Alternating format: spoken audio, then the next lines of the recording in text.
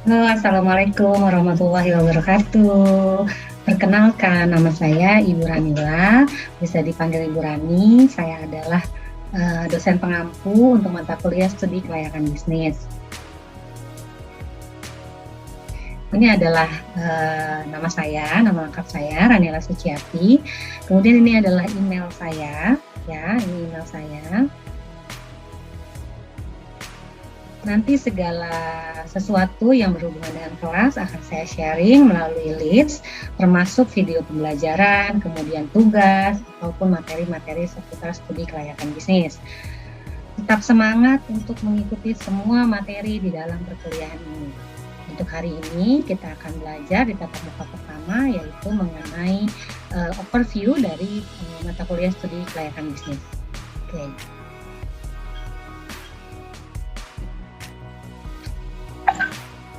Untuk kontrak perkuliahan nanti saat di kelas akan saya jelaskan lebih lanjut ya. Nah, ini adalah materi kita yang pertama, yaitu tentang pendahuluan studi kelayakan bisnis.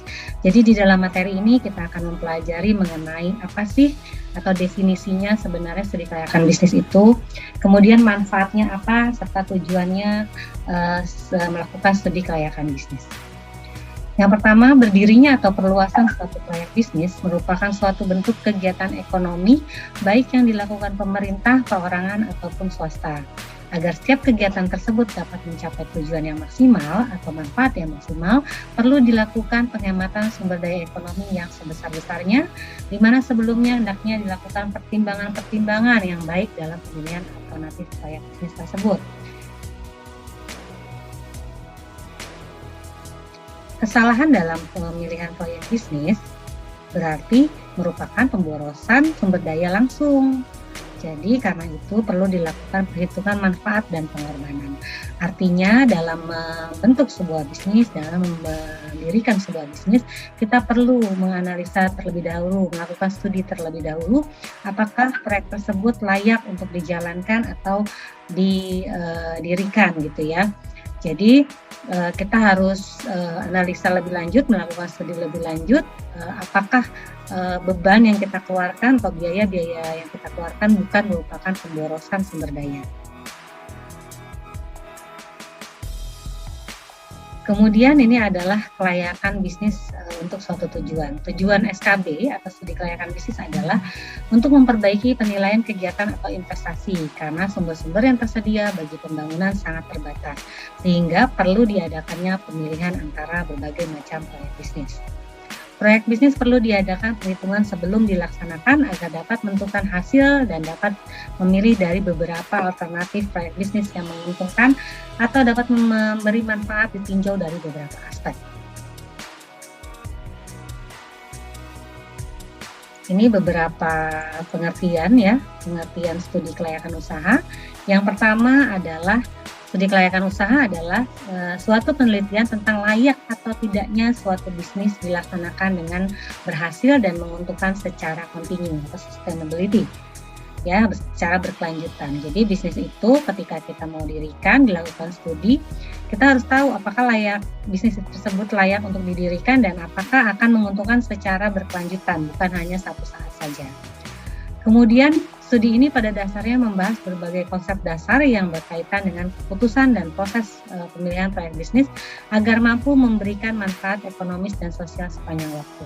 Kembali lagi bahwa sustainability atau continue mendapatkan keuntungan sebuah bisnis adalah tujuan kita melakukan studi kelayakan usaha sebelum kita mendirikan sebuah bisnis atau menjalankan sebuah bisnis. Ini adalah manfaat studi kelayakan bisnis antara lain untuk merintis usaha baru, untuk mengembangkan usaha yang sudah ada, untuk memilih jenis usaha atau investasi proyek yang paling menguntungkan. Kemudian pihak-pihak yang memerlukan kepentingan adanya studi kelayakan usaha antara lain adalah misalnya wirausaha, pemilik perusahaan, investor, dan pihak masyarakat juga pemerintah. Ini tujuannya ya sama ya, untuk tahu ada peluang bisnis apa yang bagus dilakukan, kemudian bagaimana bisnis tersebut bisa dilakukan secara kontinu atau berkelanjutan. Tentunya studi kelayakan ini akan makan biaya, tetapi biaya tersebut relatif kecil dibandingkan kita akan ada resiko ketika kita tidak melakukan studi kelayakan bisnis dan nantinya akan mengalami kegagalan dari investasi bisnis tersebut. Ini beberapa definisi studi kelayakan bisnis. Ada dari J. Price, kemudian ada Little and Mills.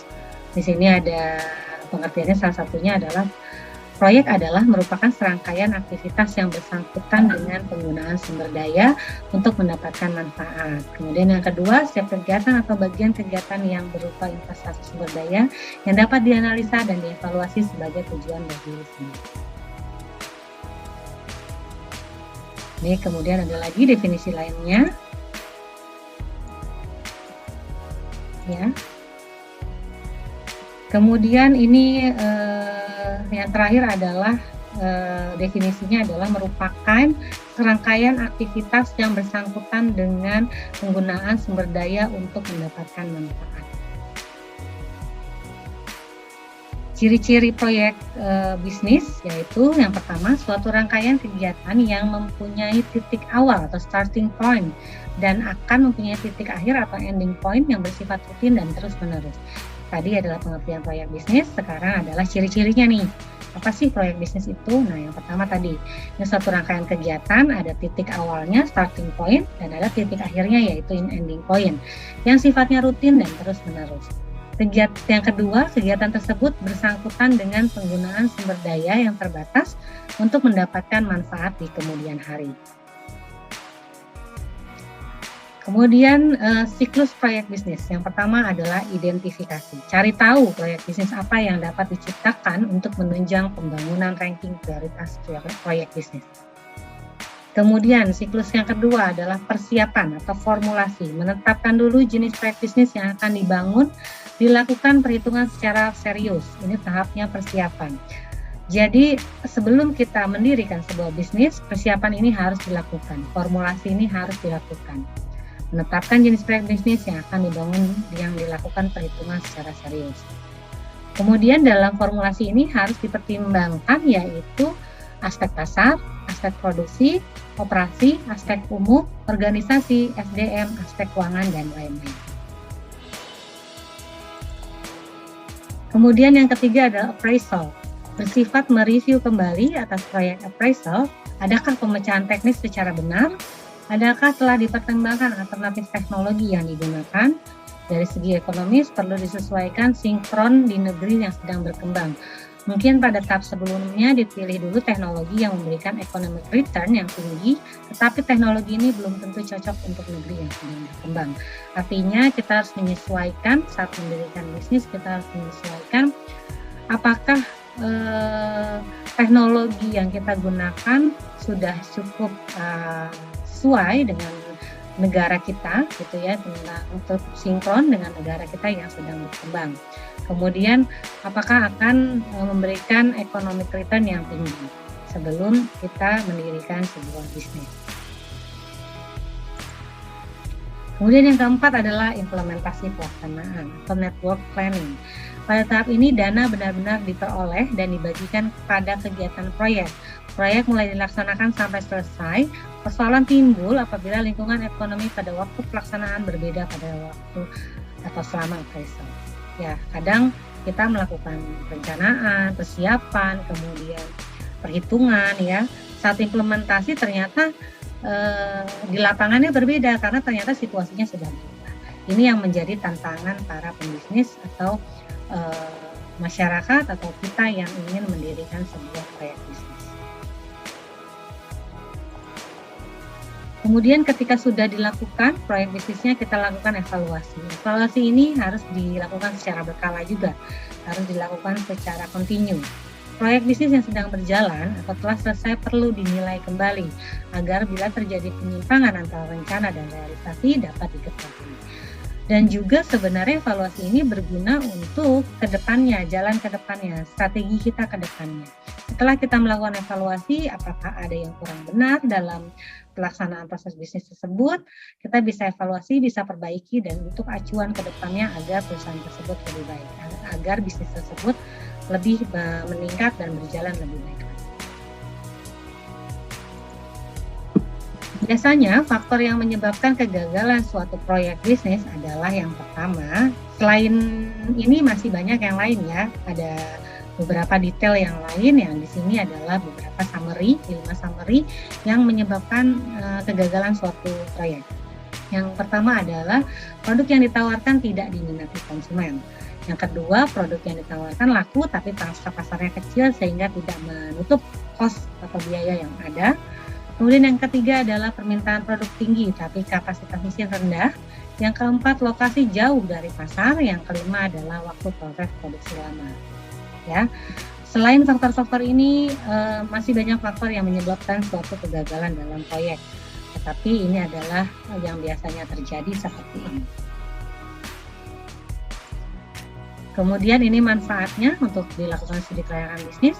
Pada pihak pertama memberikan pengetahuan tentang cara berpikir yang sistematis dalam menghadapi suatu masalah dan mencari jawaban atau solusi, kemudian menjadi alat bantu dalam perhitungan atau pengukuran, kemudian mengerjakan studi kelayakan berarti mempelajari suatu objek bisnis secara komprehensif.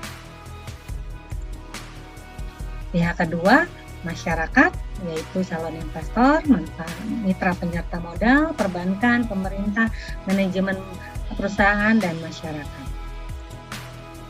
Ini adalah tahapan dalam proyek.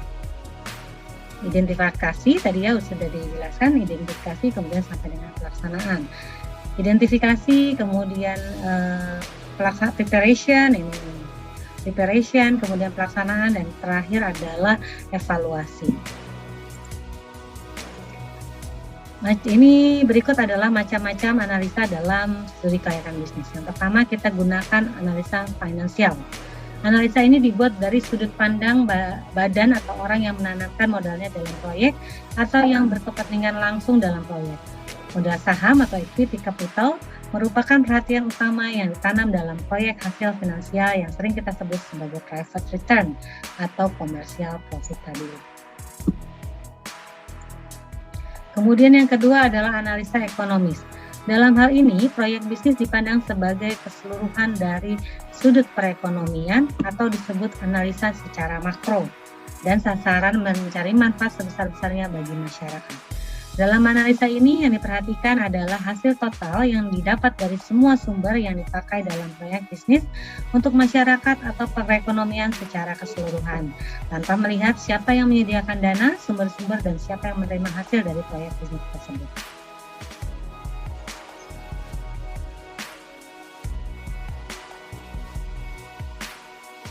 Dari dua macam analisa, ada beberapa unsur yang berlainan penilaian. Di antaranya adalah harga. Dalam analisa finansial selalu dipakai harga pasar atau market price, sedangkan dalam analisa ekonomis selalu dipakai shadow price atau accounting price. Kemudian pajak. Dalam analisa finansial merupakan project tax yang merupakan harga project bisnis, sedangkan dalam analisa ekonomi pembayaran pajak tidak dikurangkan dalam perhitungan benefit daripada proyek bisnis, jadi perhitungan sebagai bukan biaya. Kemudian yang ketiga adalah subsidi. Analisa finansial subsidi mengurangi, dalam analisa finansial, subsidi mengurangi atau menurunkan biaya proyek bisnis yang berarti menambah benefit proyek bisnis, sedang dalam analisa ekonomi, harga pasar harus disesuaikan atau di-adjust untuk menghilangkan efek dari subsidi. Jika subsidi ini menurunkan harga-harga input, maka besar subsidi harus ditambah pada harga pasar barang-barang input tersebut. Bunga.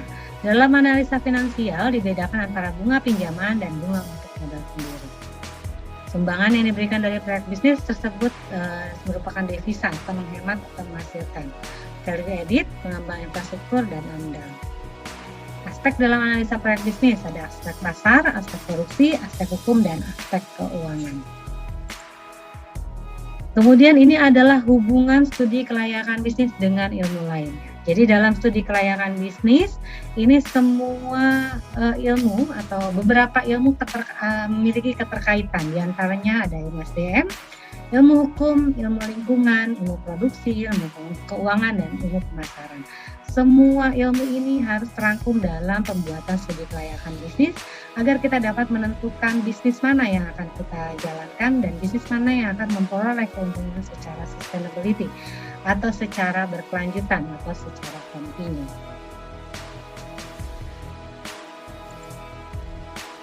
Ini adalah perbedaan antara studi kelayakan bisnis dan rencana bisnis ya.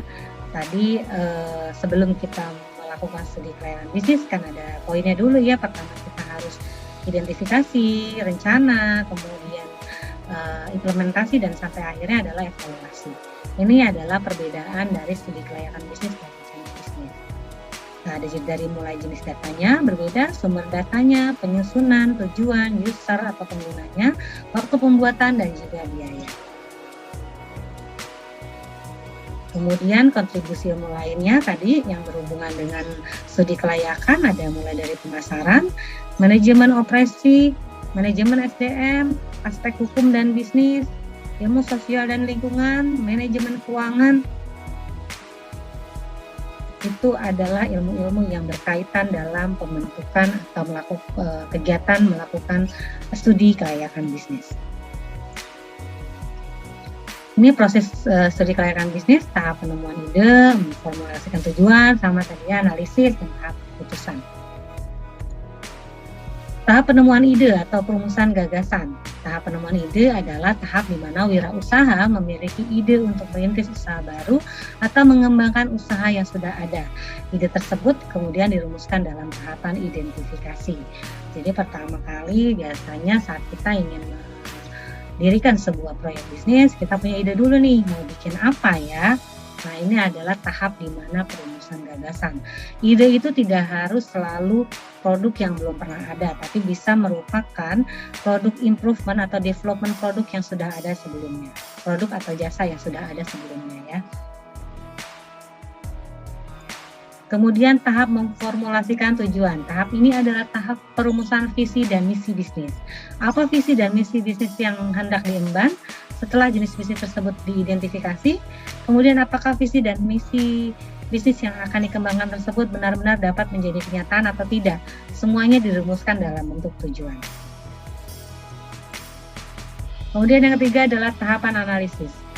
Ini yang harus kita lakukan setelah kita punya ide, punya tujuan, kita harus melakukan analisis terhadap bisnis tersebut. Apakah analisisnya? Aspek apa saja yang harus dilihat? Ini ada aspek pasar, mencakup produk yang akan dipasarkan, peluang pasar, permintaan dan penawaran, segmentasi pasar, dan lain sebagainya. Kemudian ada aspek teknik produksi atau operasi, aspek manajemen atau pengelolaan, aspek finansial atau keuangan, dan aspek-aspek lain yang relevan antara lain seperti aspek ekonomi, keamanan, sosial, budaya, dan AMDAL, serta aspek lainnya. Yang terakhir adalah kita melakukan tahapan keputusan. Langkah yang terakhir adalah tahapan keputusan apakah bisnis tersebut layak dilaksanakan atau tidak. Jadi setelah tadi sudah punya ide, setelah punya tujuan, kemudian kita analisa, dan tahap terakhir adalah tahap keputusan, kita akan menentukan apakah bisnis ini akan kita jalankan atau tidak. Karena menyangkut keperluan investasi yang mengandung resiko, maka keputusan bisnis biasanya didasarkan beberapa kriteria investasi yang berhubungan dengan aspek keuangan nih, seperti payback period, net present value atau NPV, dan internal rate of return. Ini adalah analisis aspek pemasaran. Ini adalah bagian analisis produksi atau operasi. Ini adalah analisis aspek manajemen yang melibatkannya hal-hal seperti ini, ada kepemilikan, organisasi, tim manajemen, dan karyawan. Ini adalah aspek keuangan dari mulai kebutuhan dana, sumber dana, proyeksi neraca, proyeksi rugi laba, proyeksi aliran kas. Kemudian di dalam proyeksi aliran kas pasti kita memperhitungkan berapakah kas yang masuk, berapakah kas keluar, dan akhirnya kita mendapatkan kas bersih ya dalam melakukan analisa pada aspek keuangan.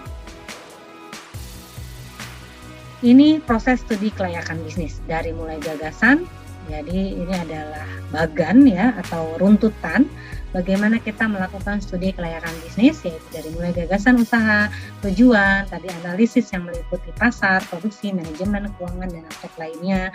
Kemudian keputusannya, laksanakan go or no go, laksanakan atau tidak proyek bisnis tersebut. Inilah tahapan yang harus kita jalankan saat kita melakukan studi kelayakan bisnis.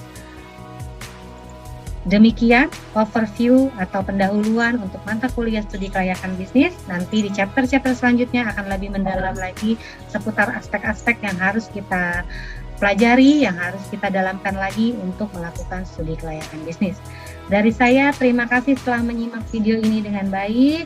Nanti kita ketemu di kelas. Wassalamualaikum warahmatullahi wabarakatuh. Tetap semangat dan sehat selalu.